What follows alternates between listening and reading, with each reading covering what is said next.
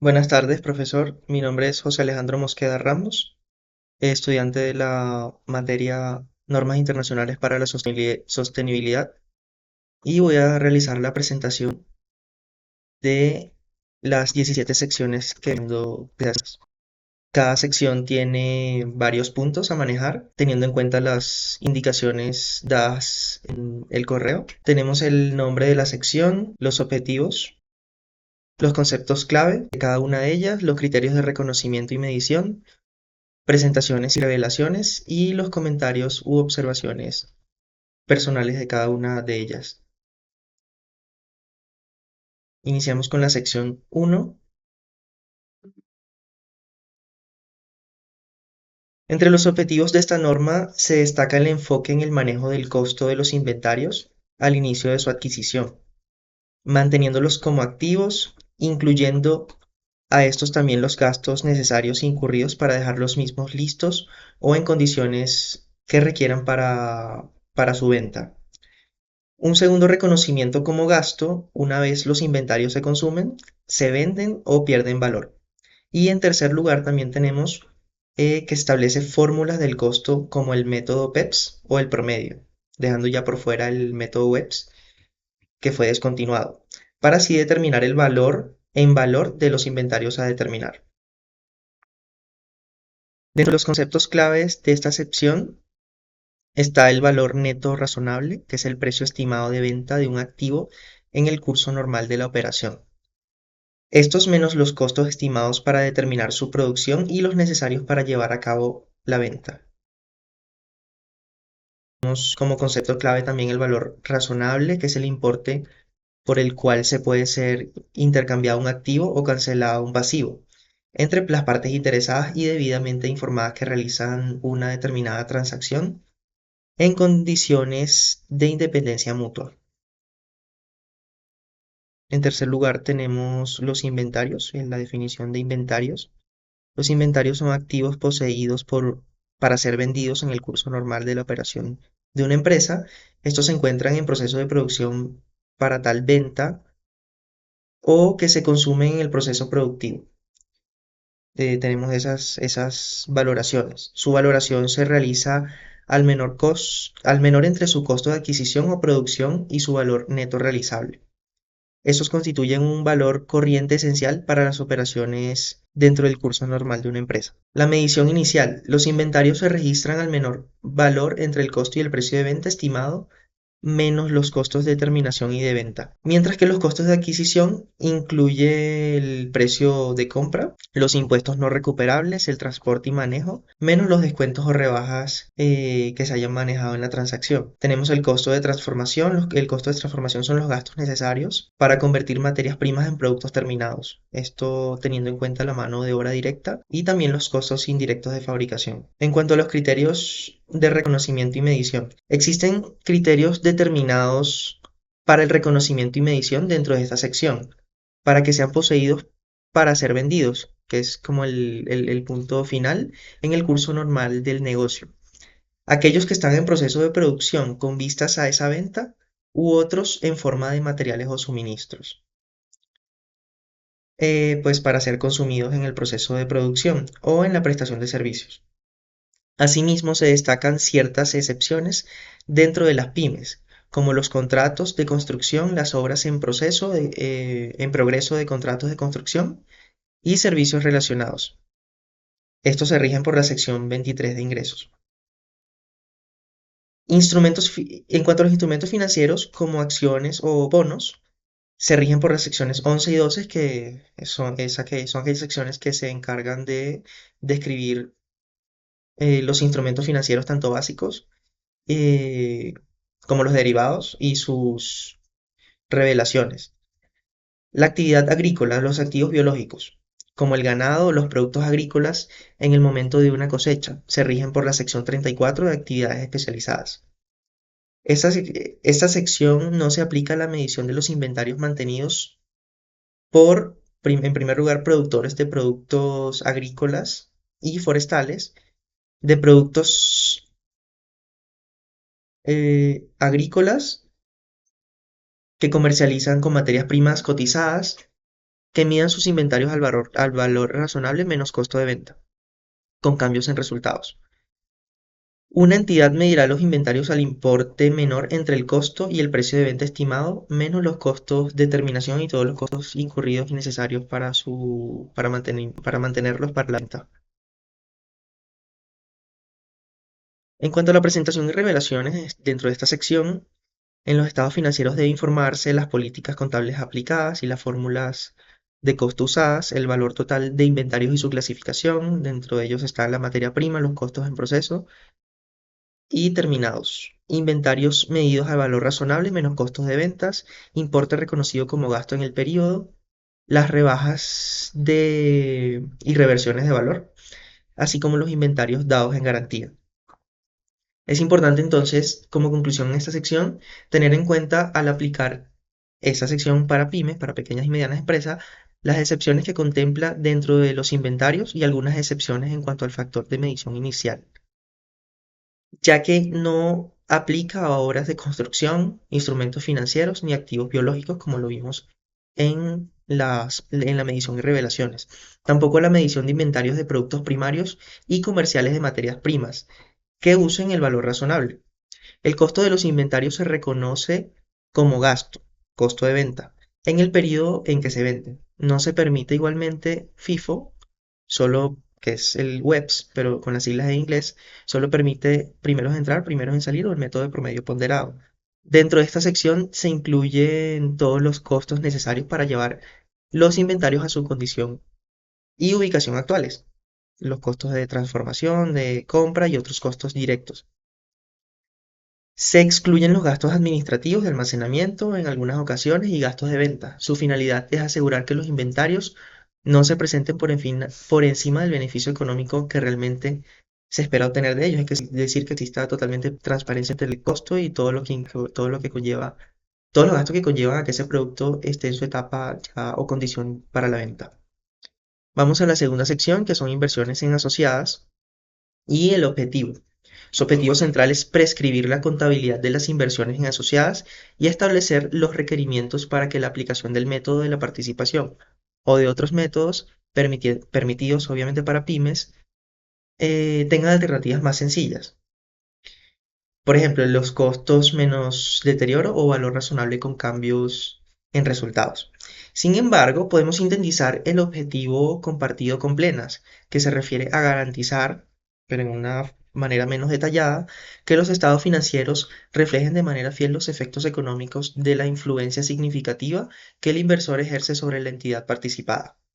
De esta forma, el inversor no solo muestra el valor inicial de la inversión, sino que también incorpora en sus estados financieros los resultados, los cambios patrimoniales y las pérdidas de la asociada. En pymes se reconoce que ciertas empresas no tienen la capacidad técnica ni los recursos para aplicar de forma rigurosa y detallada el método de la participación, como si pasa en plenas, pero la idea es que las pymes realicen todo este proceso y que eh, se acerquen un poco a cómo las plenas lo aplican para estandarizar mejor su revelación y todos los aspectos que conlleva que la información sea presentada de manera comprensible, comparable y que permita a las empresas ser competitivas en el mercado en cuanto a la revelación de su información para los socios y para las personas interesadas también en realizar inversiones en las empresas, en las pymes. Los conceptos claves. Asociada. En una empresa sobre la cual el inversor tiene una influencia significativa, pero que no es controlante ni un negocio conjunto. Esto generalmente se evidencia con una participación del 20% o más en el poder del voto. Influencia significativa es el poder de participar en las decisiones de las políticas financieras y de operación de la empresa en la que se invierte, pero sin llegar a controlarlas. Es decir, tener una participación, pero no controlar la otra empresa. Método de la participación patrimonial. Es el método principal para contabilizar inversiones en asociadas. La inversión se registra inicialmente al costo y luego se ajusta por la participación del inversor o las ganancias o pérdidas posteriores de la asociada. Negocio conjunto es una actividad económica sobre la que dos o más partes, los partícipes, Tienen control conjunto requiriéndose el consentimiento unánime para tomar decisiones estratégicas. El control conjunto es el acuerdo contractual para compartir el control sobre una entidad económica que solo existe cuando las decisiones estratégicas requieren el consentimiento unánime de las partes que comparten dicho control. En cuanto al reconocimiento, a los criterios de reconocimiento y medición, en cuanto a la medición inicial y posterior, nos centramos que en un inicio estos se miden al costo y posteriormente se van ajustando de forma periódica por resultados ORI, que son otros resultados integrales, y patrimonio de la participada. Se puede reducir por dividendos, se reconoce el deterioro y se limita el reconocimiento de pérdidas. Al descontinuar el método, se mide la inversión retenida al valor razonable. Dentro del método de participación para pymes existen tres métodos posibles para hacer frente a la dirección al método de inversiones en asociadas. Método de la participación, que es idéntico al de la NIC 28. El costo menos deterioro, que es más sencillo y menos costoso de aplicar cuando estamos centrados también en administrar y regir una pyme. Y el valor razonable con cambios en resultados, que sí puede medirse de una forma fiable en cuanto al reconocimiento, por ejemplo, los dividendos. En los dividendos el inversor reconocerá los dividendos y otras distribuciones recibidas procedentes de la inversión como ingresos, sin tener en cuenta si las distribuciones proceden de las ganancias acumuladas de la asociada surgidas antes o después de la fecha de adquisición. Y por ejemplo, si queremos saber cómo sería el método de reconocimiento bajo el modelo del valor razonable, podemos decir que este método establece una norma sencilla de contabilizar una inversión en una empresa asociada, sobre los que se tiene influencia significativa. La regla sería que al inicio las compras la inversión y la registras en tu contabilidad por exactamente lo que pagaste por ella, que sería el precio de compra sin incluir los costos adicionales como honorarios legales o de asesoría. Luego, al cierre de cada periodo, por ejemplo, al final del año, no es necesariamente cuando se debería hacer. Debes volver a calcular el valor de esa inversión para reflejar su valor de mercado actual, que sería el valor razonable. Por esto es importante cuando hablamos en esta sección tener en cuenta la presentación de estados financieros más frecuentes y no solo los estados financieros anuales. La diferencia entre el valor que tenías registrado y el nuevo valor de mercado se registra directamente como un ingreso, una ganancia o un gasto, que sería una pérdida en tu estado de resultados del periodo.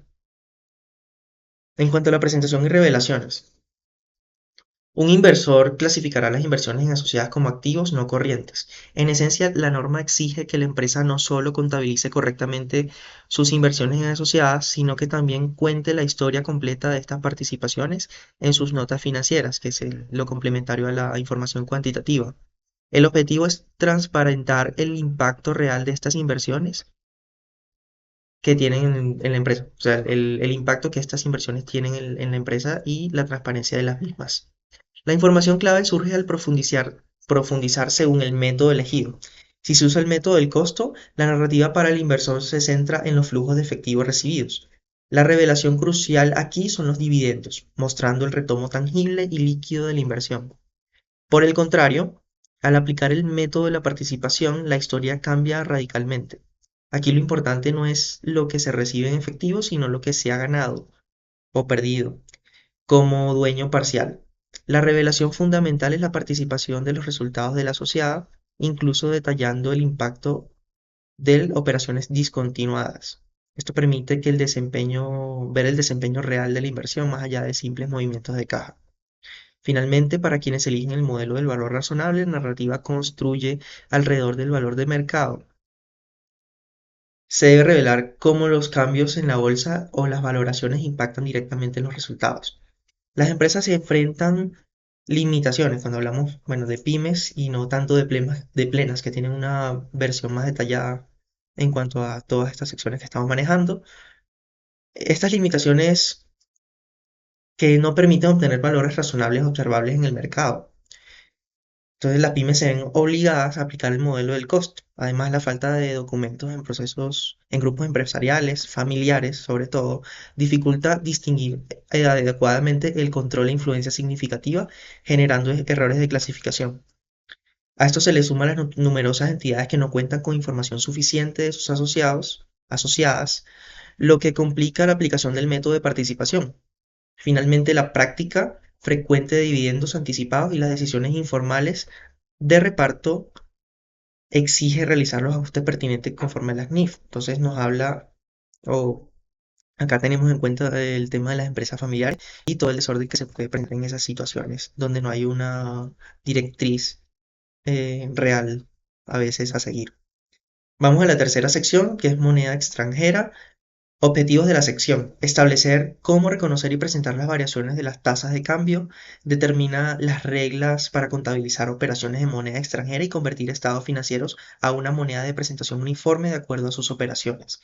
Su propósito fundamental es reflejar fielmente el impacto de las fluctuaciones cambiarias en la situación financiera y resultados de una entidad con operaciones internacionales.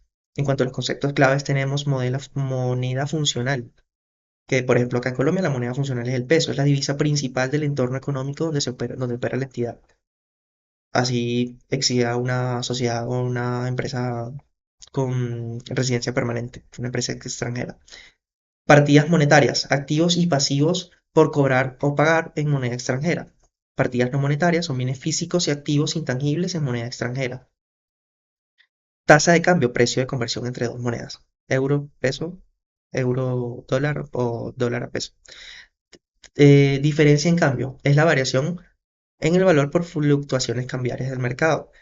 Negocio en el extranjero, una subsidiaria, un asociado o sucursal que opera en otra moneda. Moneda de presentación, divisa en la que se reportan los estados financieros de una entidad, de una empresa.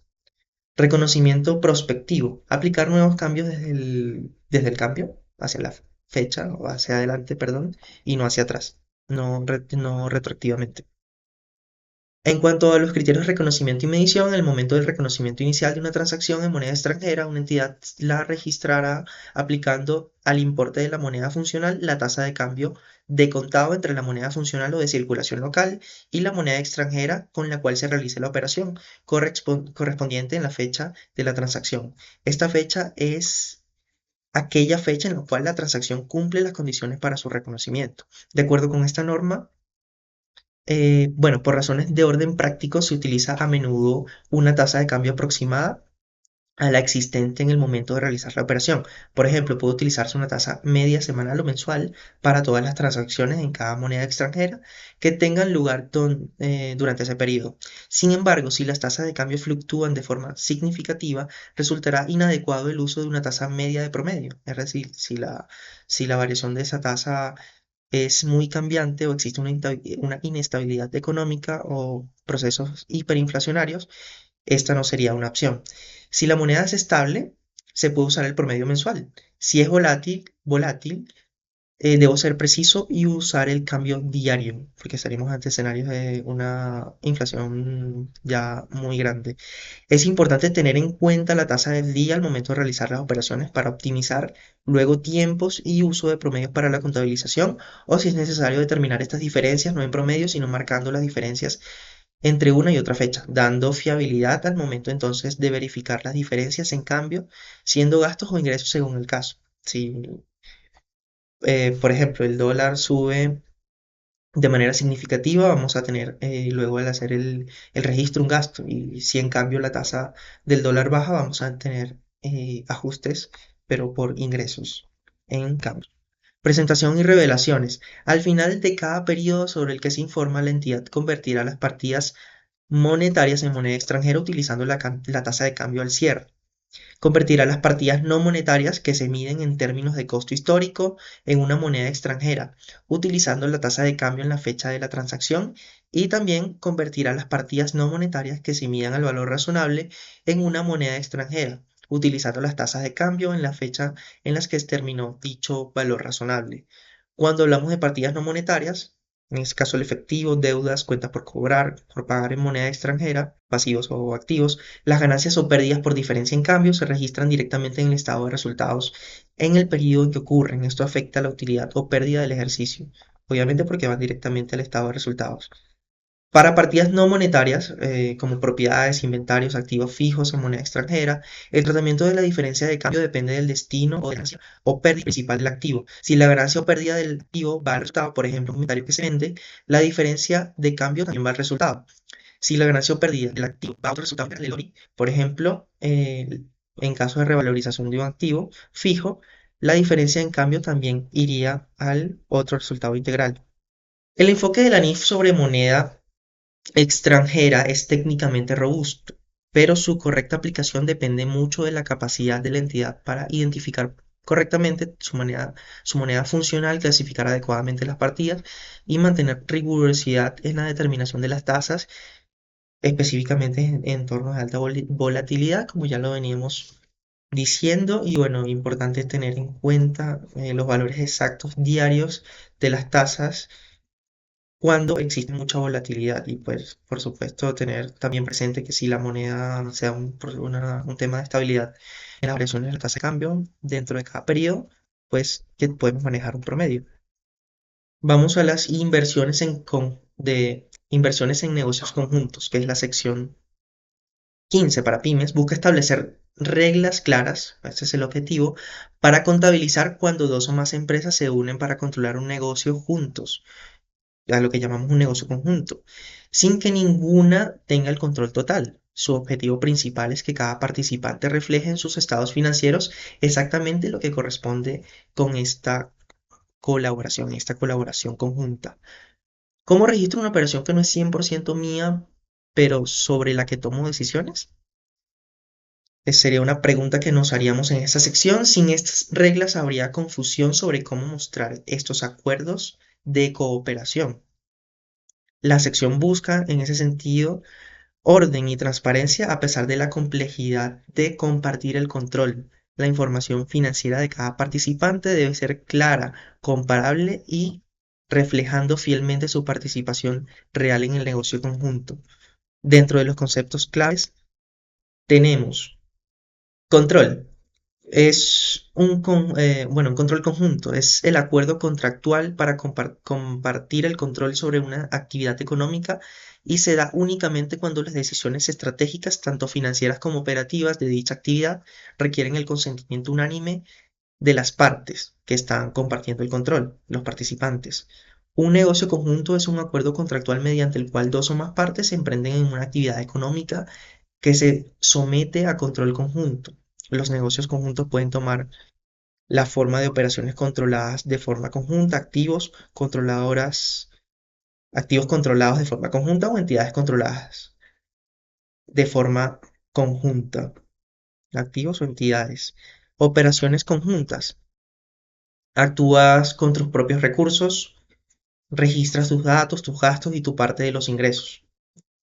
Y los activos conjuntos, que son aquellos donde controlas un activo con otro, registras tu parte de ese activo y los gastos o ingresos que te corresponden. Por eso, dentro de esta sección, entonces se habla de compartir también activos, compartir operaciones y pues las entidades conjuntas, que ya lo decíamos, crean una empresa o una entidad separada, registras tu inversión con esa entidad, solo la parte de tu inversión.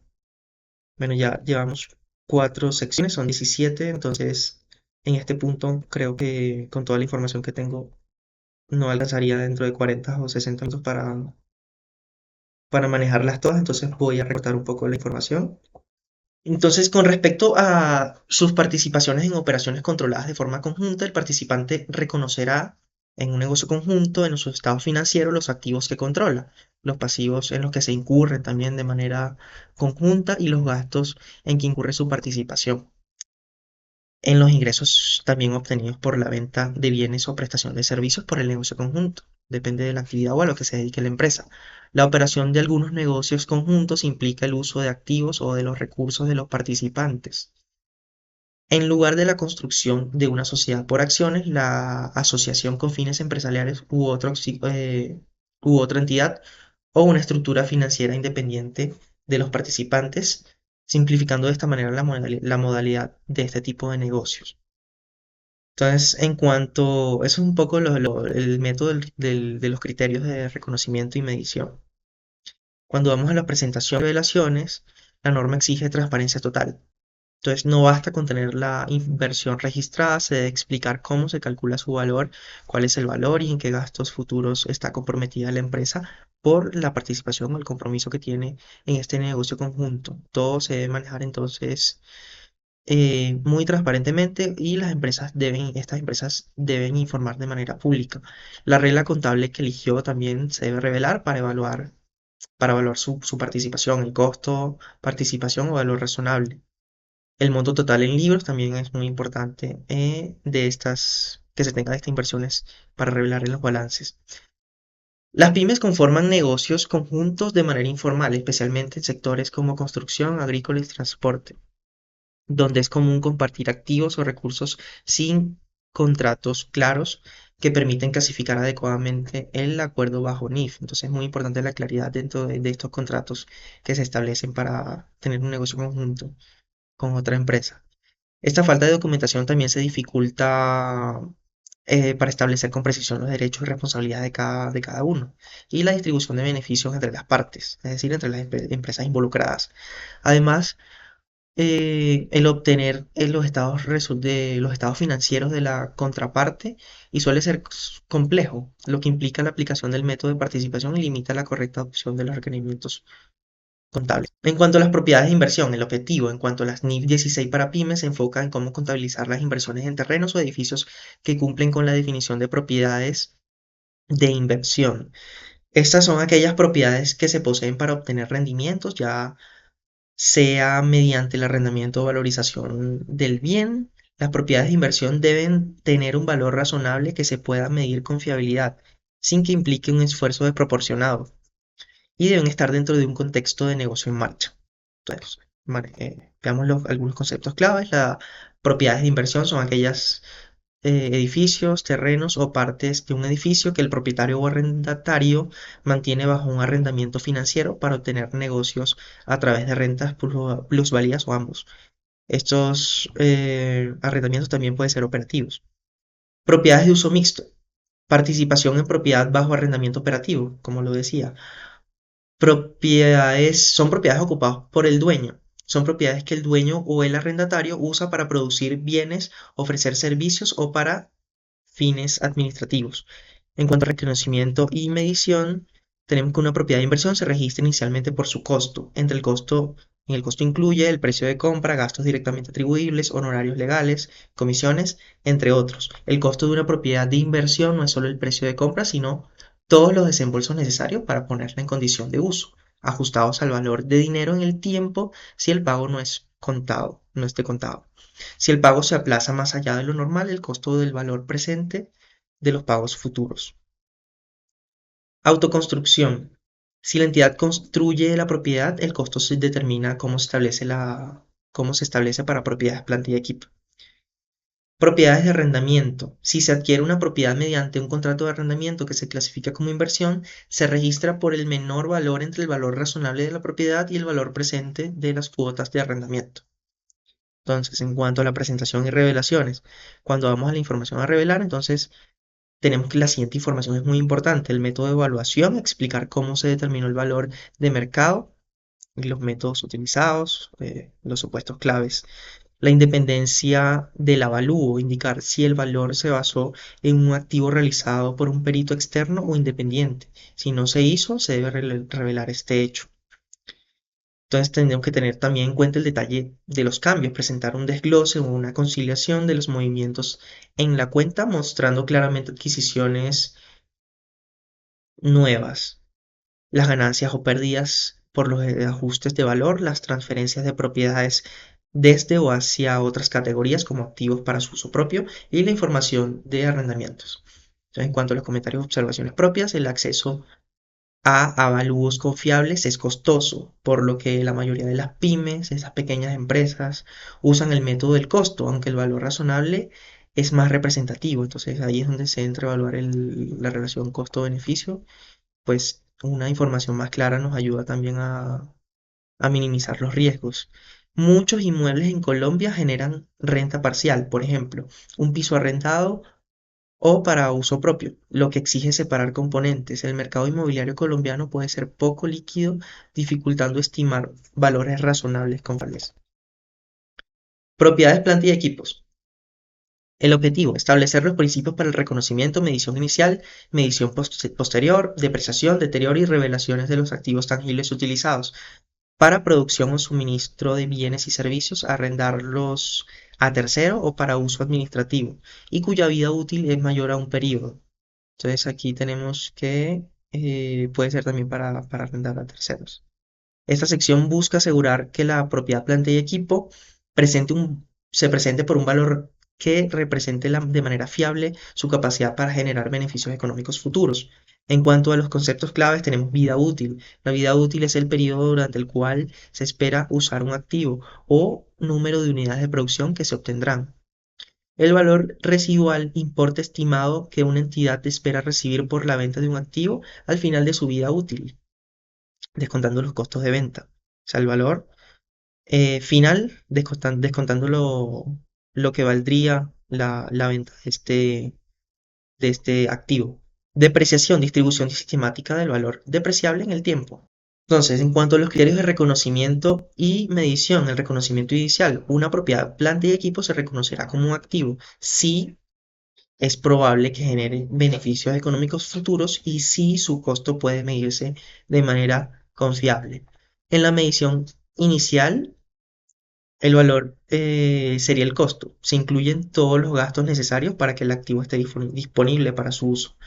En la medición posterior, la NIF para pymes solo permite el modelo del costo, que es el valor en libros, es igual al costo inicial menos la depreciación, menos el deterioro que tenga este activo.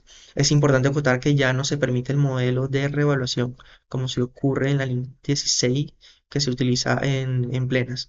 Por otra parte, la depreciación obligatoria debe ser sistemática. Cada año se debe revisar la vida útil, el valor residual y el método de depreciación, entonces se puede manejar para este caso anualmente. En cuanto a la presentación y revelaciones, se debe revelar las bases de medición, los métodos de depreciación, las vidas útiles o tasas aplicadas, importe en libros por clase de activos, conciliación al inicio y al final del periodo, y los activos dados en garantía, así como los compromisos de compra y costos de desmantelamiento. Es importante entonces separar los elementos significativos de un activo como partes con diferentes vías útiles, es decir, activos que sean activos dentro de un activo que sean muy importantes o de una relevancia significativa.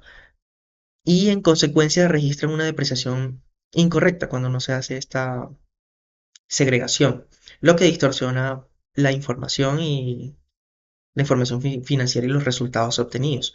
A esto se suma la práctica frecuente en Colombia de utilizar vidas útiles fiscales para efectos contables, una metodología que contraría a las normas internacionales, las cuales requieren estimaciones basadas en uso económico real de un activo.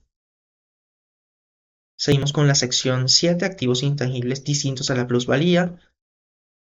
En cuanto a esto, la NIF 38 prescribe el tratamiento contable de los activos intangibles que no estén contemplados en otra norma.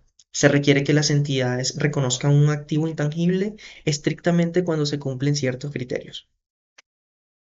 Los conceptos claves que manejamos en esta sección: un activo intangible es un activo identificable de carácter no monetario y sin apariencia física. Amortización es la distribución sistemática del importe depreciado de un activo intangible durante años. ¿Qué es un activo identificable? Es aquel que es susceptible de ser separado o dividido de la entidad y vendido, transferido, explotado, arrendado o intercambiado individualmente con un contrato.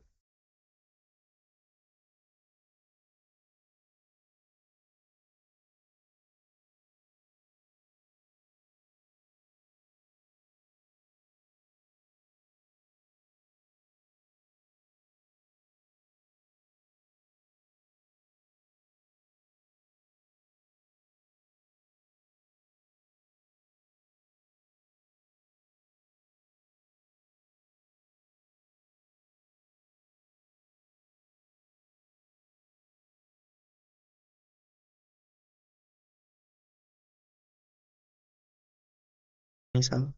Bueno, la empresa utilizará su juicio para evaluar el grado de certidumbre asociado al flujo de beneficios económicos futuros que le sea atribuible a la utilización del activo, sobre la base de la evidencia disponible en el momento del reconocimiento inicial, otorgando un peso mayor a la evidencia procedente de fuentes externas.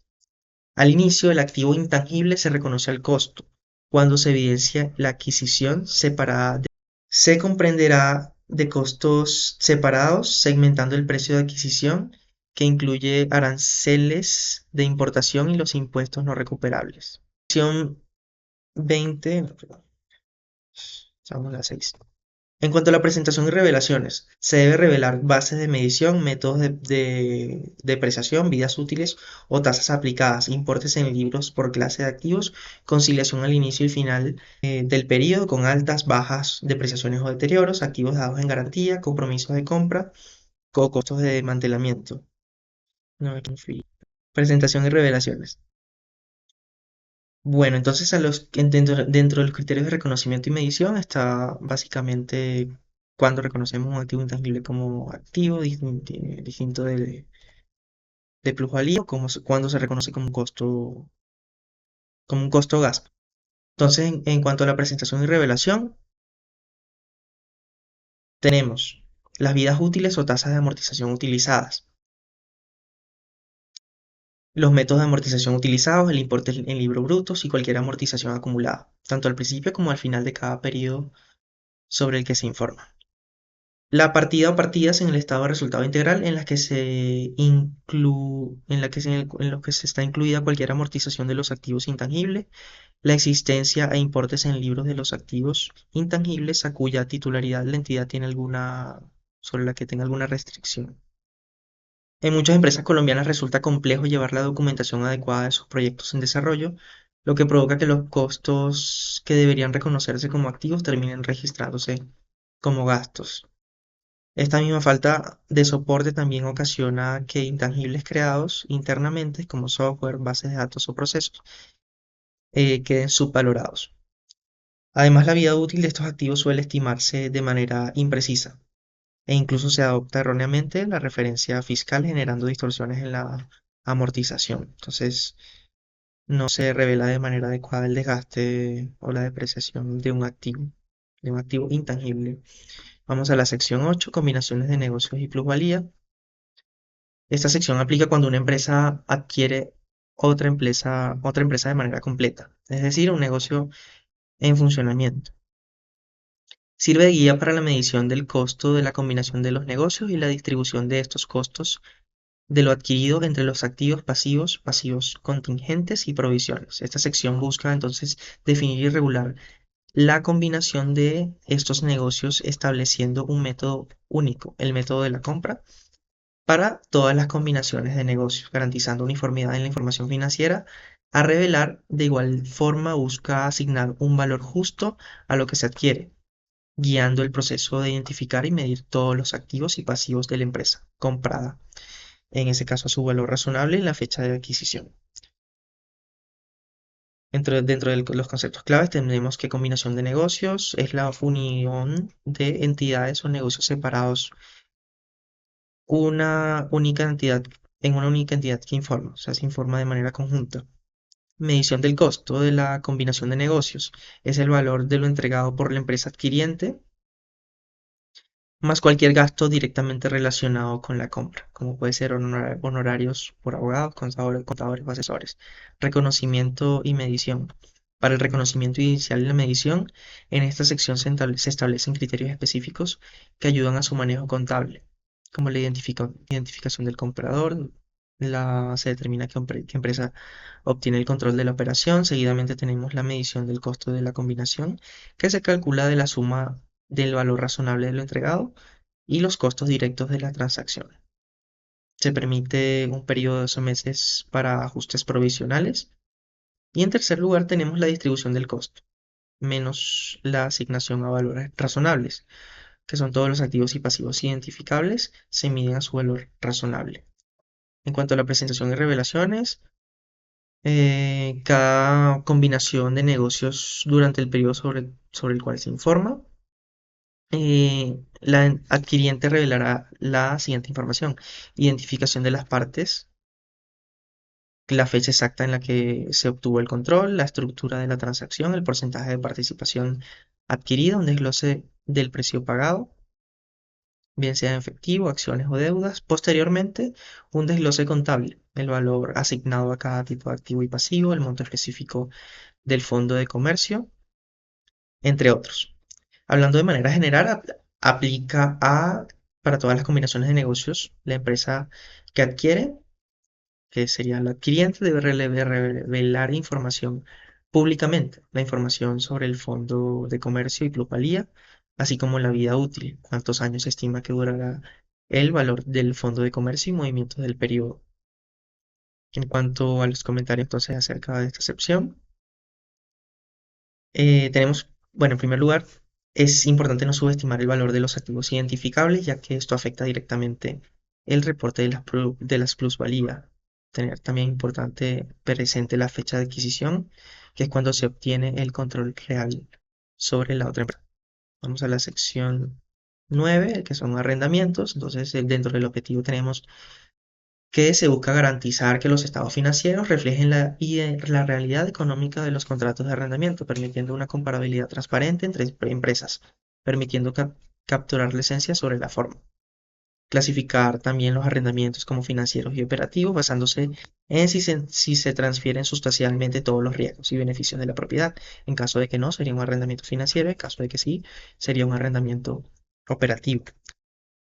Tener visibilidad de todas las obligaciones, asegurar que los derechos de uso de activos y otras obligaciones de pago, que serían los pasivos derivados de los arrendamientos financieros, se cumplan, eliminando así la práctica de ocultar grandes compromisos de deuda a largo plazo, ofreciendo transparencia en los compromisos futuros a través de revelaciones detalladas en información cuantitativa y cualitativa también dentro de las notas financieras.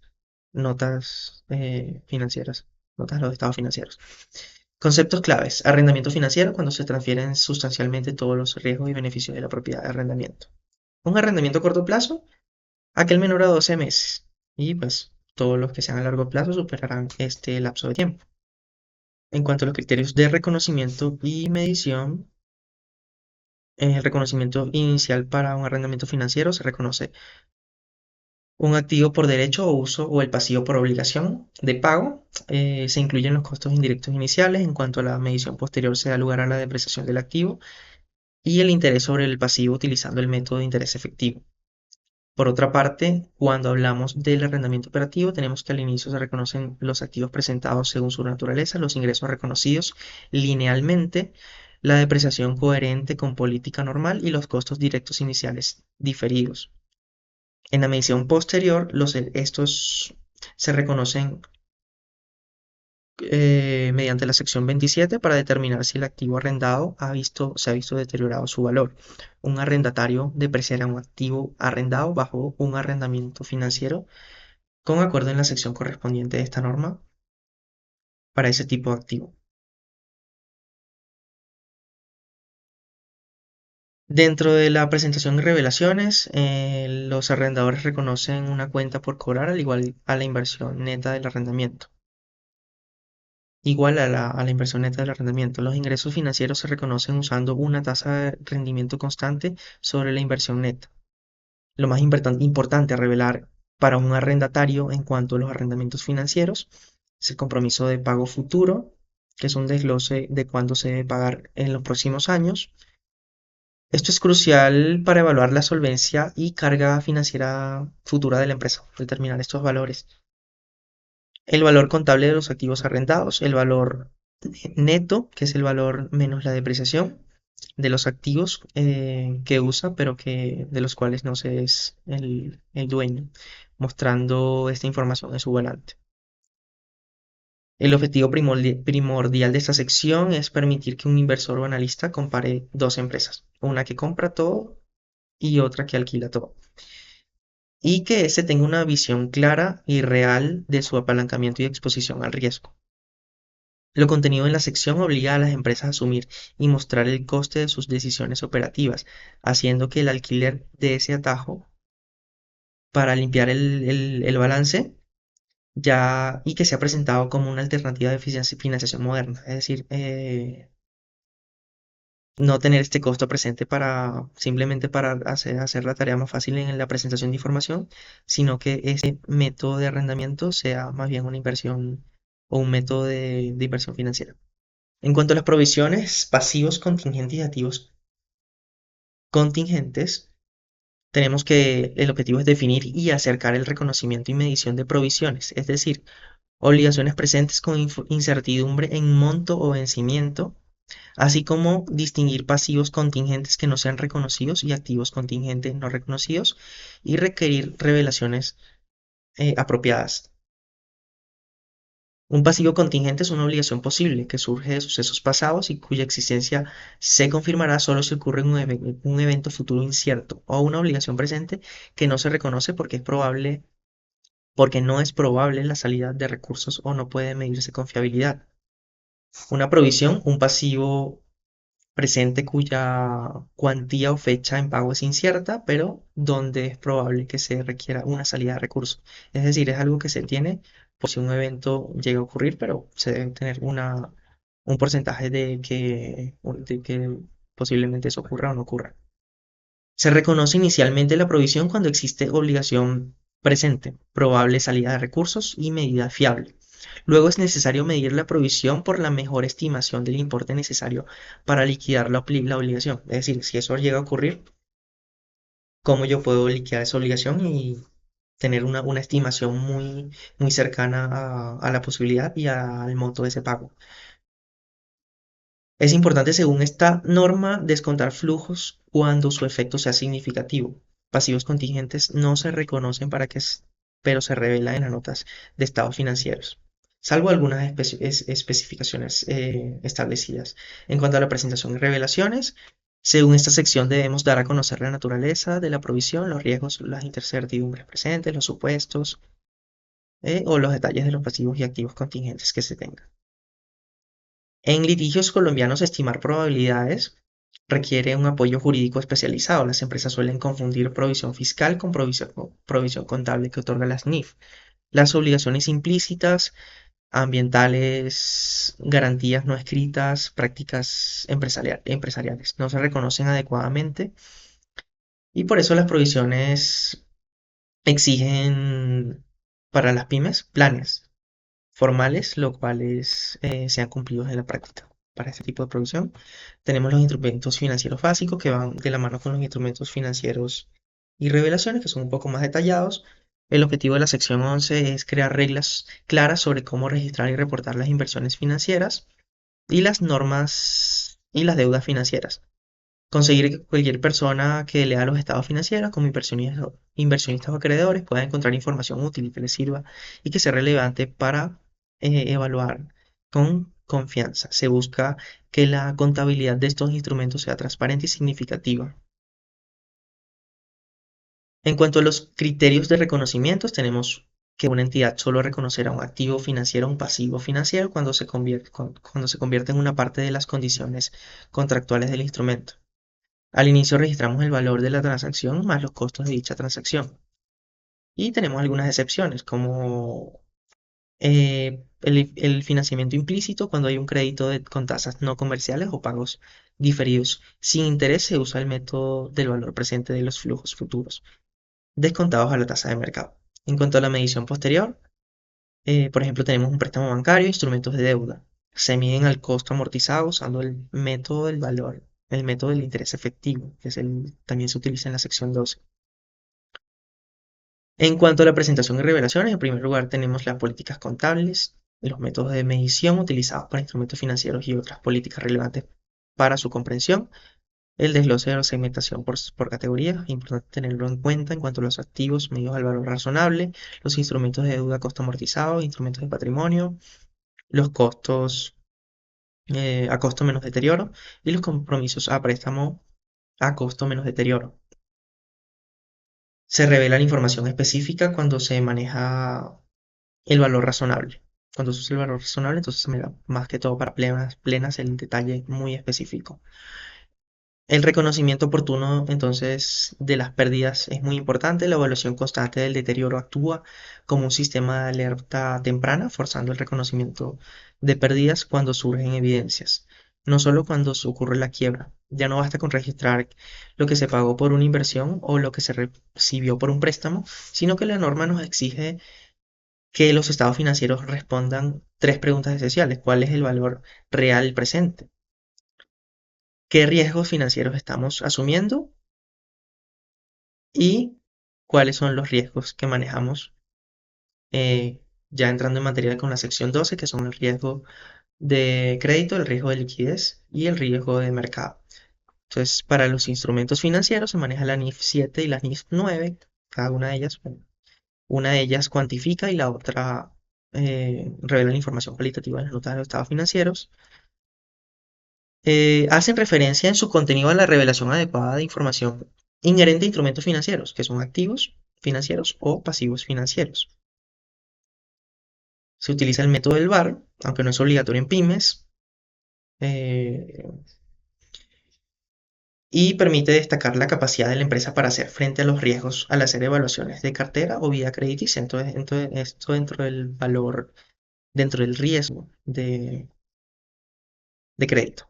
En cuanto a los conceptos claves, tenemos transferencias de activos. Es cualquier operación donde una entidad transfiere o mueve activos a otra entidad en la que tiene una participación significativa y la operación puede generar beneficios o riesgos continuos por la entidad transparente. Y también tenemos los activos, los pasivos financieros, que son las obligaciones.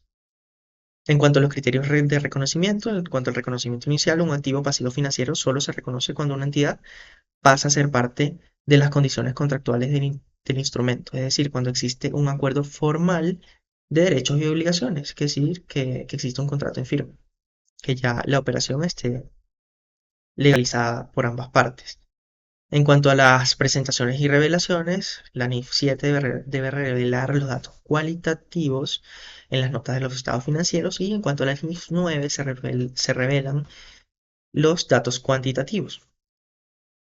La contabilidad de coberturas en este caso permite que las ganancias y pérdidas del instrumento de cobertura, un ejemplo, un swap de divisas, un forward, se reconozca en el mismo momento en que el riesgo se está cubriendo.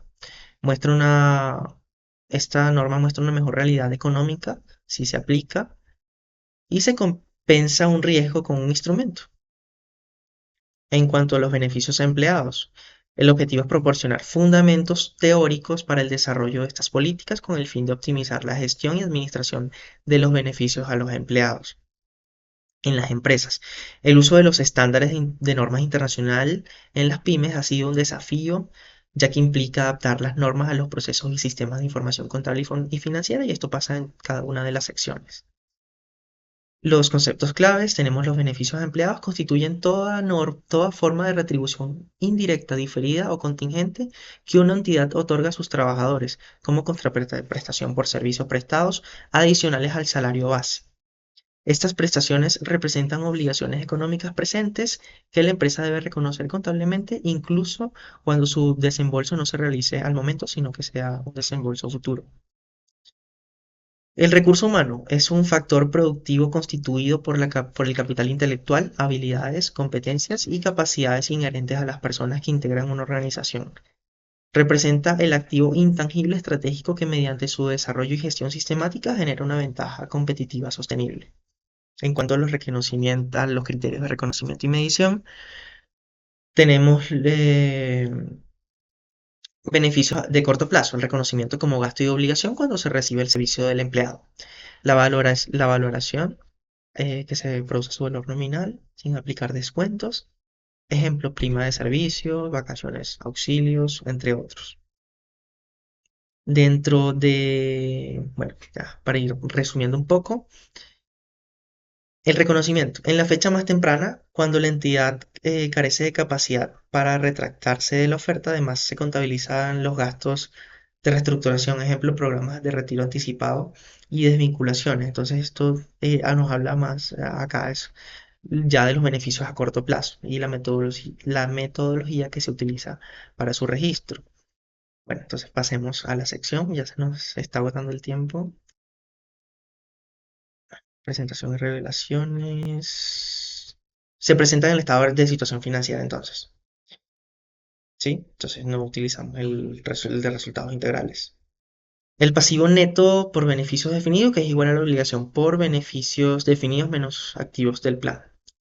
El activo, en cuanto a las revelaciones, el activo neto por beneficios definidos, que es igual al activo del plan menos obligación de los empleados por beneficios definidos.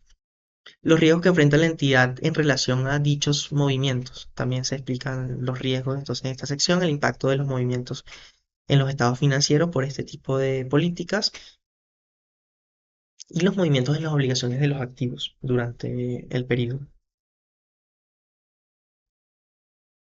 Le voy a dejar ahí, bueno, los criterios y las observaciones que tuve para esta sección. Pasamos a la sección costos por préstamos. El objetivo es establecer el tratamiento contable para los costos por préstamos, intereses y cargos similares, permitiendo capitalización cuando están directamente relacionados con la adquisición o producción de activos calificables para su reconocimiento como gasto cuando no cumplen criterios. Su propósito es reflejar entonces el costo de financiación que me estén generando, en este caso, un pasivo a largo plazo. Conceptos clave: capitalización, incorporar los intereses como parte del costo del activo en lugar de reconocer como gasto del periodo.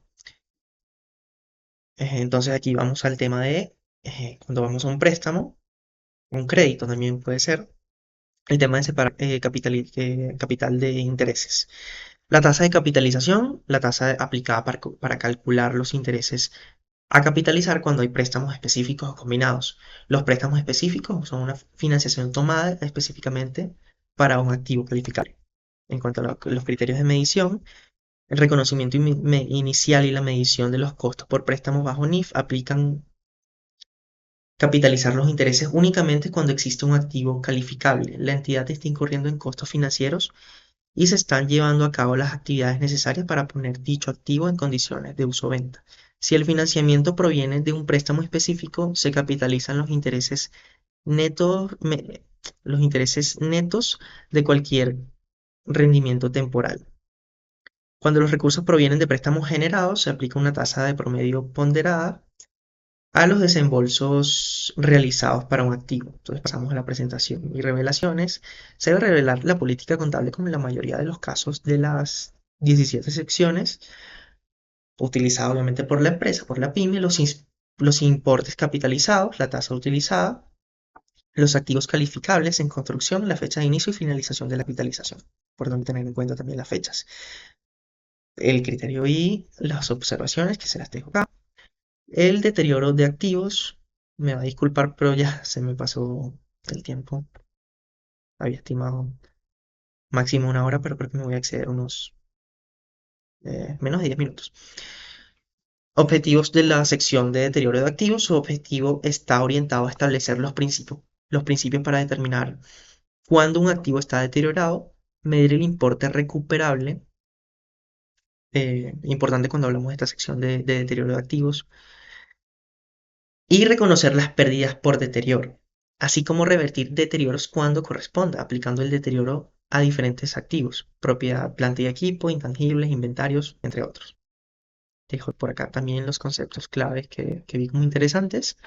En cuanto a los criterios de reconocimiento y medición, identificación de indicios de deterioro. Al cierre de cada periodo se analiza si existen señales que sugieren una pérdida de valor, ¿sí? Muy importante tener en cuenta estos indicios. O sea, son cuestiones más subjetivas que objetivas, pero muy importante tenerlo en cuenta. La caída del valor del mercado, los cambios legales adversos, el aumento de tasa de descuentos, crisis que se puedan surgir. Bueno, aquí entramos en los indicios externos, la obsolescencia, el bajo rendimiento que pueda tener, los cambios en uso, los daños, inoperatividad o planes de reconstrucción. Si no hay indicios, bueno, ahí te muestra cómo se reconoce, cómo se mide. Entonces, el cálculo del importe recuperable se compara el importe en libros con el importe recuperable, que es el mayor entre el valor razonable menos los costos de venta, que son ya los costos para colocación, y el valor en uso, que son los flujos futuros descontados. El reconocimiento contable por deterioro también me parece importante no dejarlo pasar. Registra la pérdida como gasto en resultados. Se reduce entonces en este caso el valor en libros y se recalcula la depreciación futura sobre el nuevo valor. Entonces, también le dejo por acá el comentario de observaciones, se lo puedo leer. Es interesante el saber que el flujo de efectivo proviene de un conjunto de bienes, herramientas de trabajo, talento humano, perdón, bueno, sí, chévere, y trabajo conjunto partiendo desde los materiales primarios y los procesos de transformación, que este engranaje determina el éxito de una empresa.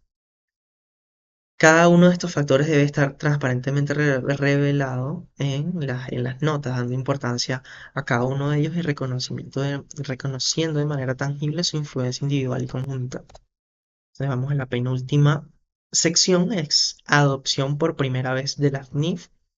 Y cuando vamos a esta sección pensamos mucho en todas esas empresas, esas pymes que están aplicando de manera inadecuada o que quieren empezar a aplicar de manera adecuada estas normas y pues los criterios que se establecen para que ellas puedan implementarlo de manera prospectiva.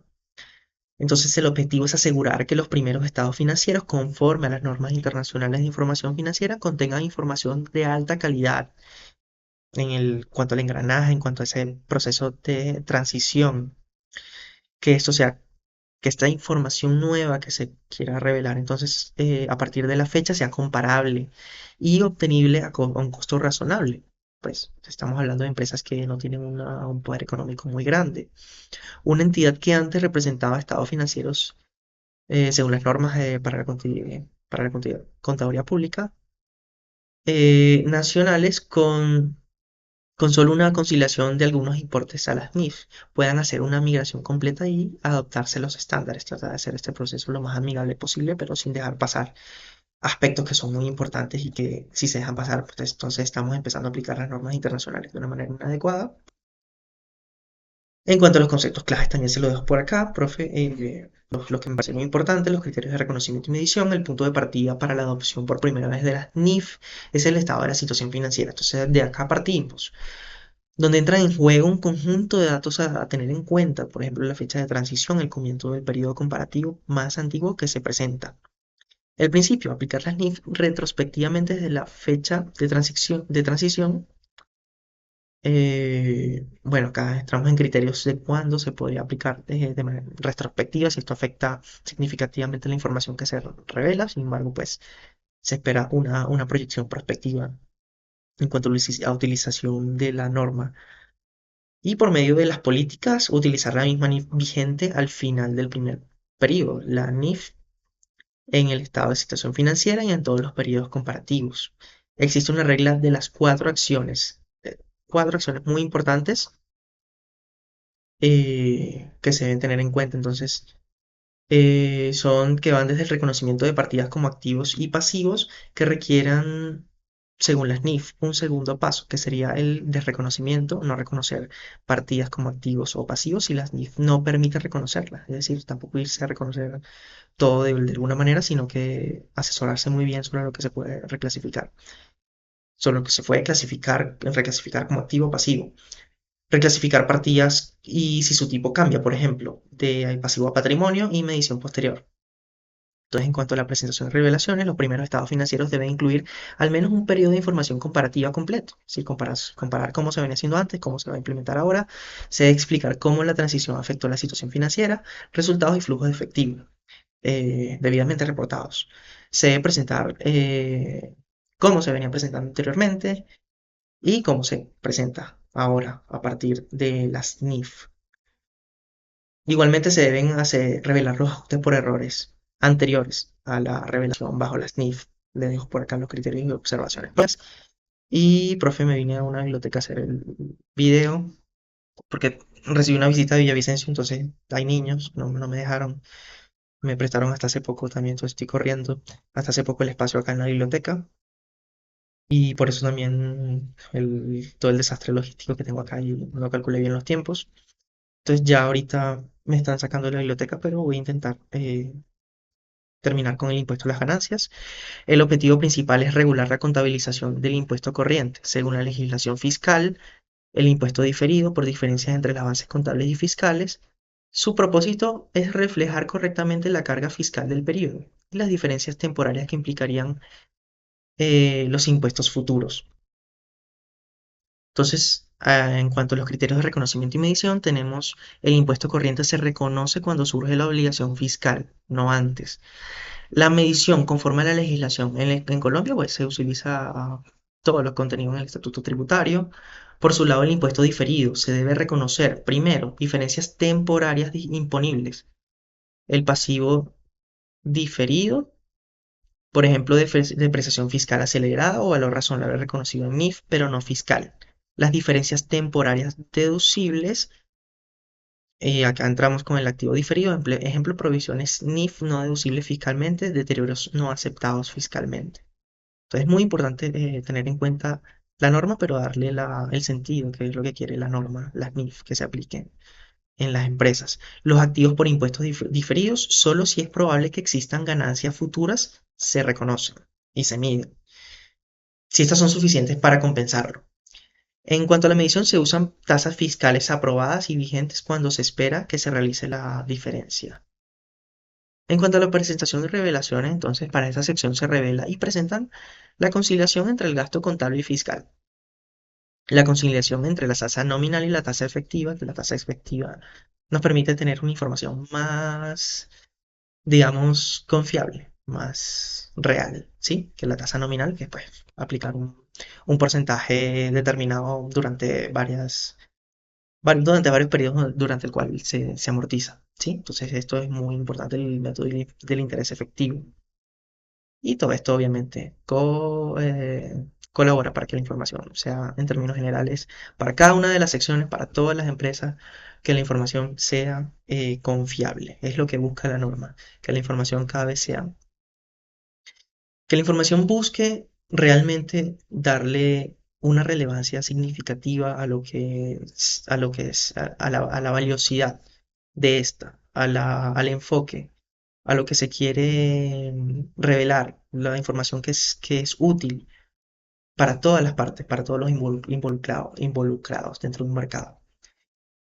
Entonces, en cuanto a los comentarios u observaciones propias, Colombia presenta amplias diferencias entre las normas fiscales y las NIF. Esto para nadie es un secreto y bueno, ahí dentro de esta sección específicamente, o lo que tenga que ver con tributos, es pero muy importante hacer una conciliación entre tributos, normas de cada país y lo que quiere la NIF. ¿Sí? Entonces acá es donde entramos un poquito siempre en confusión. Pero bueno, lo importante es que la calidad de la información cada vez sea más efectiva.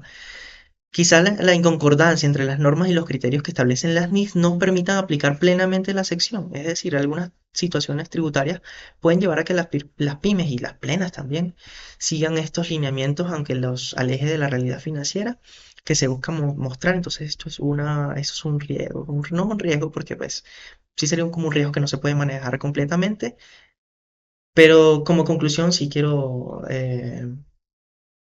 como dejar eso muy claro, es cada vez acoplarnos más y cada vez hacer un mayor esfuerzo porque la información se acople a las NIF y nos permita pues, tener un estándar, una estandarización internacional que nos permita, desde que somos pymes, ir hacia el mercado y bueno, nosotros también dar una buena asesoría ahí del mercado y saber que si el día de mañana pasamos a plenas, tenemos una base significativa y un avance importante en cuanto a todas las secciones. Muchas gracias, profesora, por todo el curso, por toda la... Espero que me acepte el video, se pasó de la hora, que me lo acepte. Y muchísimas gracias entonces, feliz día y bueno, que esté muy bien. Chao.